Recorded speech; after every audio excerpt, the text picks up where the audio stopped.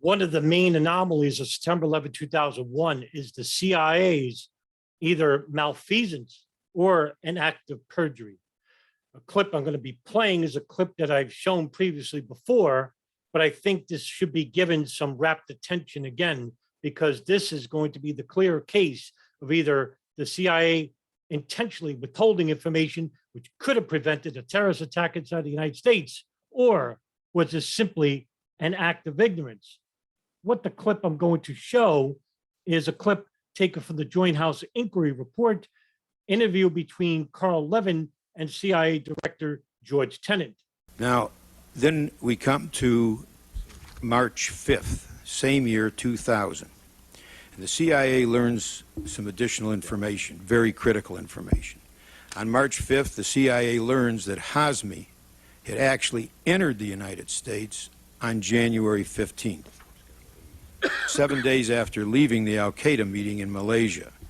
So now the CIA knows Hazmi is in the United States, but the CIA still doesn't put Hazmi or Midhar on the watch list, and still does not notify the FBI about a very critical fact.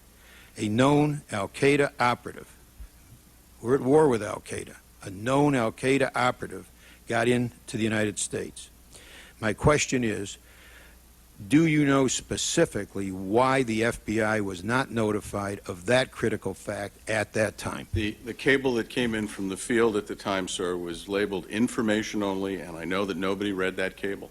But my question is, do you know why the FBI was not notified of the fact that an Al-Qaeda operative now was known in March of the year 2000 to have entered the United States? Why was the CIA, why did the CIA not specifically notify the CIA? That's my question. The FBI. Sir, if we weren't aware of it when it came in the headquarters, we couldn't have notified them. Nobody read that cable in March, in the March timeframe. So that the cable that said that Hazmi had entered the United States came to your headquarters, nobody read it? Yes, sir. It was an information-only cable from the field, and nobody read that information-only cable. Should it have been read? Yes, of course, in hindsight. And should it have been read at the time? Of course it should have been read. All right, my question is, do you know who should have read it? I don't know that, sir, but I can find that out. Was somebody responsible to have read it? Well, a group of people, somebody should have read it, yes, All sir. right. We need to also look at where it came into, but I can find that out. You don't know who that person was? I do not.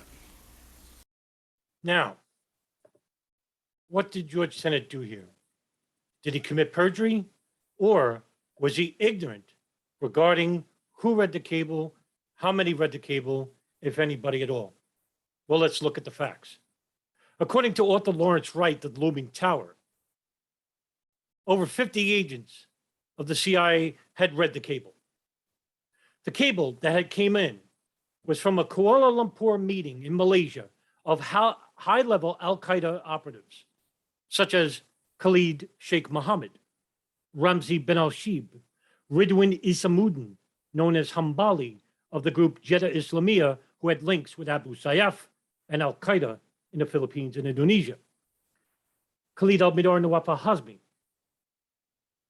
Fahad al-Kuso, and it was reported that Zacharias Moussaoui had attended here inside a condo which was rented by Yazid Sufat, an Indonesian businessman who has connections to Jeddah Islamiyah.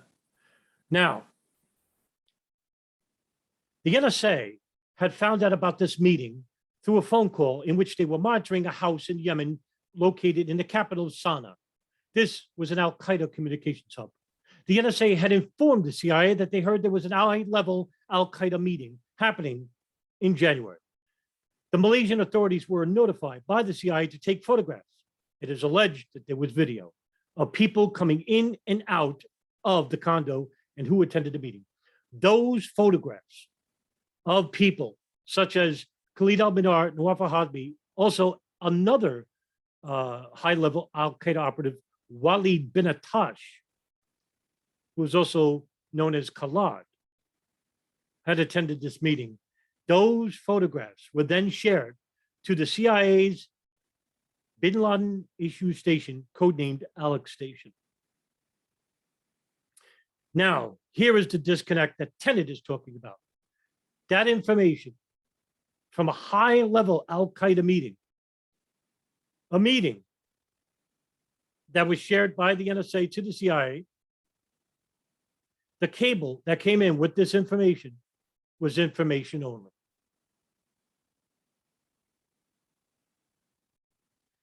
The information that was within the cable was the passports that were taken from a hotel in Dubai where Khalid al-Mihdhar and Nawaf al-Hazmi were staying, United Arab Emirates.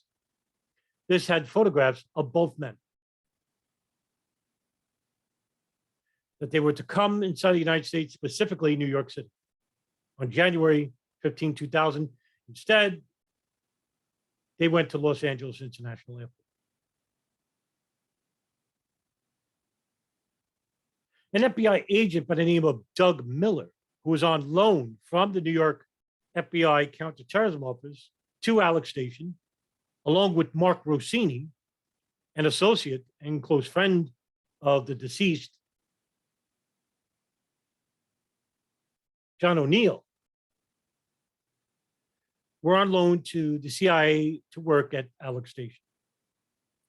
Doug Miller had read the cable that came in, but he wasn't the first. According to Ray Nowolski and Kevin Fenton and Paul Thompson, all authors of specific books regarding 9/11 and Alex Station, Michelle Ann Casey, who is the lead officer of monitoring the Yemen hub from the CIA, had read the cable.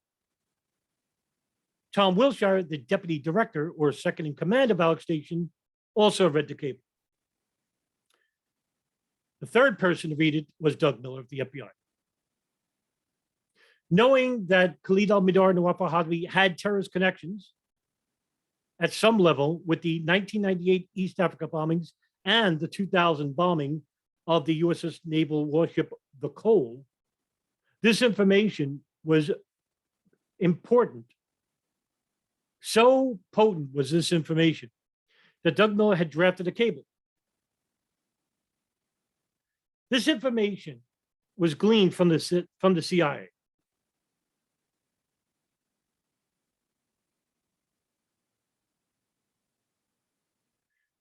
Miller's cable was specific in that al-Mihdhar would likely be traveling to New York City. The information that was in the cable had been gleaned by the CIA, which reviewed his visa application, which was approved in Jeddah, Saudi Arabia, Khalid al-Mihdhar and Nawaf al-Hazmi.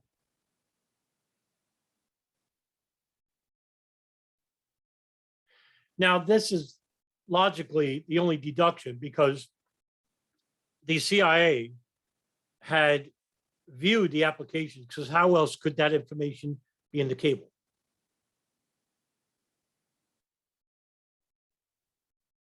And that they had connection to the East Africa bombings in 1998, which, by the way, was an active FBI case at the time. So this information should have been shared with the FBI. He also wrote that photos of Khalid al-Mihdhar have been obtained and that, along with Nawaf al-Hazmi's passport, would be in the cable as well, meaning to the FBI. But Doug's Central Intelligence Report did not contain all the CIA protected operational information, the details of the Kuala Lumpur cable, which identified the several foreign liaison services and CIA case officers involved. So Miller even protected the classified information of the CIA from the report so that the CIA can approve. However, this information was never shared with the FBI. Why? Because when the cable was sent to Tom Wilshire for approval, Tom Wilshire told Michelle Ann Casey to hold off on sending.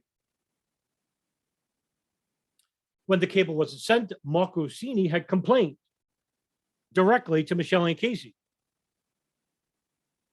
in which he was told that the information was, and the operation was not an FBI matter, and that they believed, the CIA's Alex Station believed the next terrorist operation would be somewhere in Southeast Asia.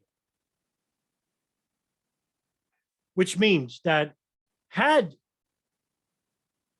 they had intelligence about a domestic matter, it would be an FBI matter. But because she lied or she had bad information about another terrorist operation happening in Southeast Asia, this information in the cable cannot be shared with the FBI. Question is, did she lie? Did George Tenet lie? We now know, though, that at least Tom Wilshire and Michelle Ann Casey, two CIA officers, had read the cable. And like I said, Lawrence Wright, the author of The Looming Tower, as I stated previously before in other videos as well, according to him, over 50 agents of the CIA had read this cable. Was this made aware to George Tenet? If not, he has plausible deniability. But at the very least,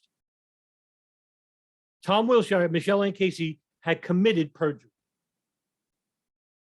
Now, well, I'm sorry, Tom Wilshire did. Michelle Ann Casey did not, because Michelle Ann Casey was conveniently relocated to head operations in Tora Bora, Afghanistan, with Richard Blee, who was the chief of station at Alex Station. According to Gary Bernstein, who was heading an operation called Jawbreaker, which was a CIA Special Activities Division operation, which was to capture or kill Osama bin Laden and Al-Qaeda in Tora Bora, Afghanistan, Richard Blee and Michelle Ann Casey took over the operation. According to Bernstein and a couple of other people, they think this was so that they could not testify at the 9/11 Commission or the Joint House Inquiry. That makes sense. Because they would be asked, just like Carl Levin, why didn't you share this information with the FBI? Now, whether George Tenet had plausible deniability or did he commit perjury? That is the question 9/11 truthers should be asking. Instead, they still don't believe that hijackers hijacked the plane, thereby missing out on the real anomalies. And this is just one. There are dozens of others in which I have covered on my own channel. These are the questions we have to ask ourselves. Did the CIA lie? Or was it malfeasance? Either way, it's at the fault of the CIA, because according to the NSA and the FBI, if this information was shared to the FBI, at least they could have been monitoring Khalid al-Mihdhar and Nawaf al-Hazmi as soon as they stepped off the plane at Los Angeles International Airport on January 15th of 2000. Instead, they were driven by a Tunisian cab driver by the name of Khalid Ben-Amarine and delivered to Fahad al-Dumeri, who is alleged to have been a Saudi consular officer or operative inside the United States at the King Fahd Mosque in Culver City, Los Angeles. And from there, both men would then disappear into the United States, and even living with an FBI informant, in which I've done a video about Abdus Sheikh. Go watch that video to learn more. So it's time to start asking the real questions. Don't you think?